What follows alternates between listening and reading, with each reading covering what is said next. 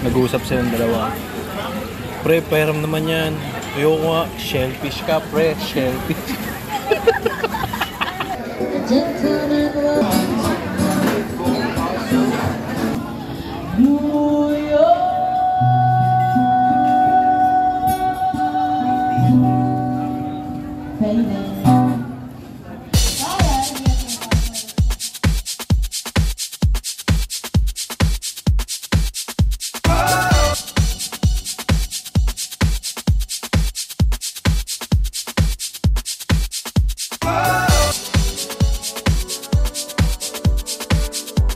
What's up mga kasibol? Nandito kami ngayon sa Clark International Airport. Kararating lang namin. Pupunta kami Palawan, sa El Nido. I-explore namin yun na El Nido. Last time nagpunta kami sa Puerto Princesa. Ngayon El Nido. So, napakaganda ng Clark Airport. Hindi ganito yung experience namin nung nagpunta kami sa Puerto Princesa kasi doon kami nagpunta sa Naiya. Super daming tao, crowded. Dito, tinan mo naman, ang linis, ang ganda. Hindi masyadong crowded. Nung nakaraan, ang dami-daming tao, lalo na nung kaya tara, samahan nyo kami ngayon mag-explore sa El Nido, Palawan. Puerto Princesa muna tayo, hindi tayo. So, bali bababa muna kami ng Puerto Princesa. And then, magta-travel kami siguro daw mga 5 hours papunta El Nido. So, kinabukasan, doon pala kami mag-island hopping. Doon namin makikita lahat ang ganda ng El Nido. Kaya tara na mga kasibol, sumama kayo sa aming pamamasyal. Bye-bye!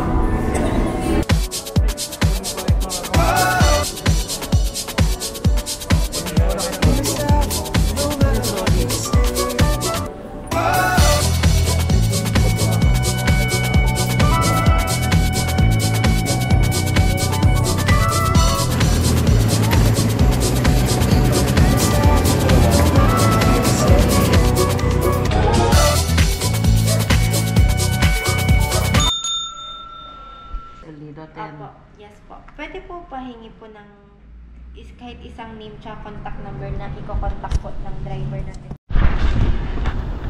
Ay, Son, hingin mo pala ako ng tasa. Paano ko inom ng kape? Yan. Ito? Pwede. Ito ang lalagyan ng kape. Yes. Yes. Pwede mo hingin din kami tasa. Ano po? Tasa. Okay po. Ilan po?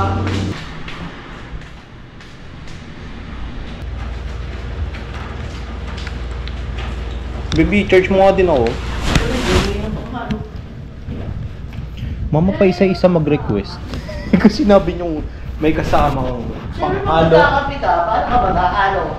Minsan dadasalan mo na lang. Kasi nga malakas yung resistensya. Kung malakas na resistensya pala, mas mahirap. Kasi hindi nagpapacheck up yung pala, may mga problema na. Oo. Hindi nagpapacheck up, sabi nga ng doktor. Oo, sabi nga ng doktor, minsan mas gusto ko pa talaga mahina resistensya ng tao eh. Kasi hindi wala may sakit. Oo, nagpapacheck up daw kasi. Eh di ba kayong bata? May chronic na pala. Oo. Si Daddy, ay siya to. May chronic na pala, hindi nagpapacheck up. Inom ng ano, gamot. Kasi sira lang yung kidney. Dalawa kayo ni Jerry. Sulat na natin natin. Dalawa. Sige. Dapat lagi na no. Para sa pagtakban pala tayo.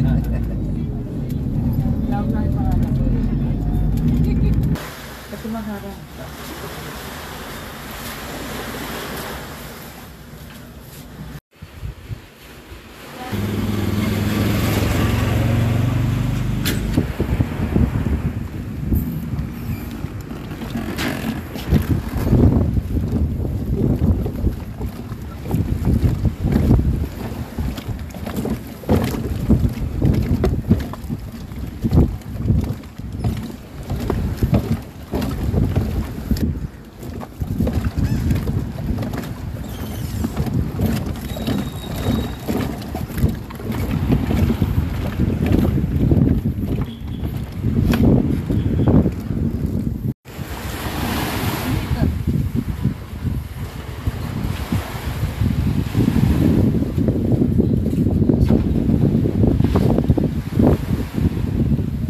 bigyan ng ibang ano.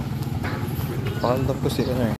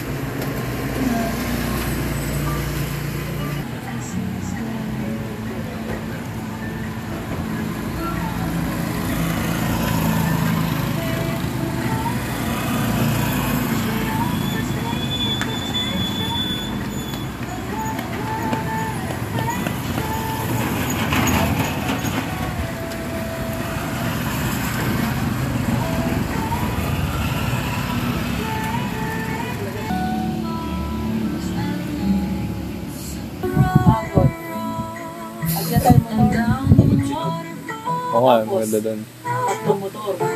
Tatlong motor? Kasi kuya, isa ko lang. Pwede na. Kasi di naman pwede tayo sa pump kasi sa tatlo. Ano ba? Basta yung ano, go. Scooter.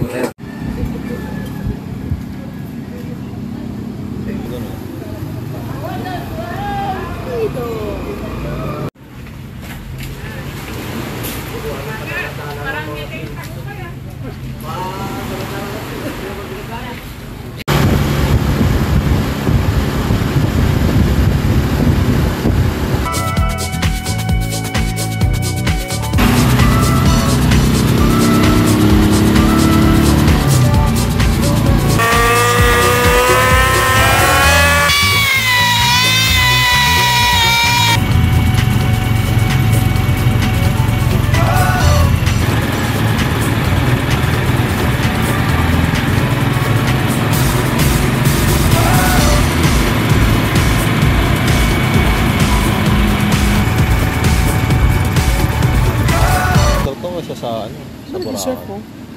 Oo ano, surfing ah. Diba ano? Kuha na rin siya ng surf. Oo nga. Ba't may guhit-guhit dyan? Grid lines.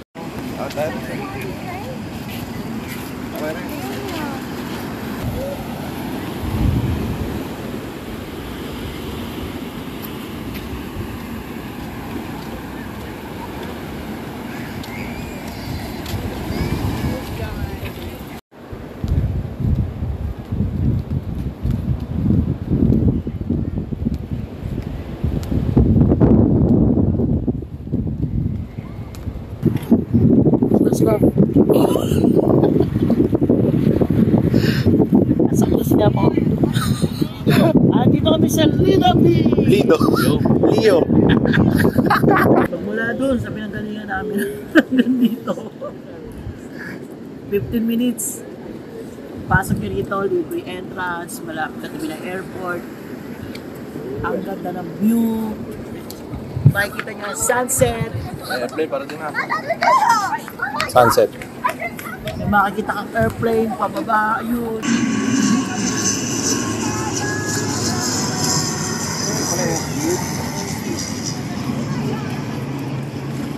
Yun. Airsweep, private. Tapos dito pwede kang surfing. Walang bayad. Pero syempre, may bayad yung surfboard. Ngayon, kung may dala kang surfboard, walang bayad. Tama naman. Pwede ka rin mag-swimming kung marunong ka lumangoy. May bayad. Walang bayad. Ano ka nandalin pag mag-swimming? Siyempre, magdala ka ng pang-swimming mo. Hindi ako kasi mag-tubis, pwede rin naka-tubis. Taong labas. Labas ng katawan. Dito sa Leo Beach, maraming kainan. Ayun. Coffee shop, nightlife. Mamaya, kita kami doon. Ayaw ko kung ano gagawin namin kung magko-coffee o iinom. Iinom ng coffee o iinom ng alak. Alaksan. Dahil mo siya nakatawan namin kalalakan. Kaya Tsaka kailangan biyahe. ng alaksan. Ilang oras din ang biyahe. Bakit tayo Kailangan doon naman. na? Tapos bumiyahe kami ng 5 hours na puro ganun, sigsag, ganun. Paano po ulit? Dapat gagawin niyo bukas sa Snake Island, ah. Oo, gaganon na.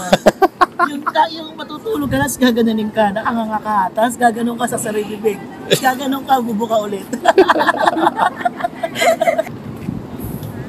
Si Paul, na dito sa Leo Beach, dito sa may dito Palawan. Sulit na pagpunta nyo dito.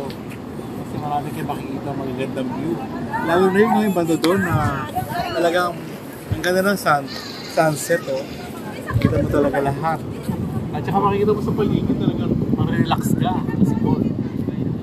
Kaya tara na, ito nakikita. Kasi po, Simulan na natin. magastos. Magastos. Pero sulit naman. 300 lang. 300 ang try sa tricycle. Pero at least wala ditong entrance. Walang entrance. Kaya sulit na sulit. Sulit ang 300. Sa tricycle lang yun, hindi sa aeroplano. Ayan, ito na yung mga bar. Kakain agad tayo. Wala mo ako sinabing kumain na agad, ah. Di ba, lakad-lakad nga lang. So, wala kong Ano? Signal na naman. Signal. Ano ginagawa nyo? Ay, wala din signal. Wala din kami signal, eh. Kuya, may signal. Wala na naman signal. Piling ko mahina yung mic natin dito, ma. Hindi, malakas yan. Dapat pala nakamay tayo. Eh, hindi, yun nga yung tigtataka ko, sino ba nag-prepare ng gamit? Binigay lang sa akin yan. Yan. Welcome to Leo. Welcome to Leo Beach.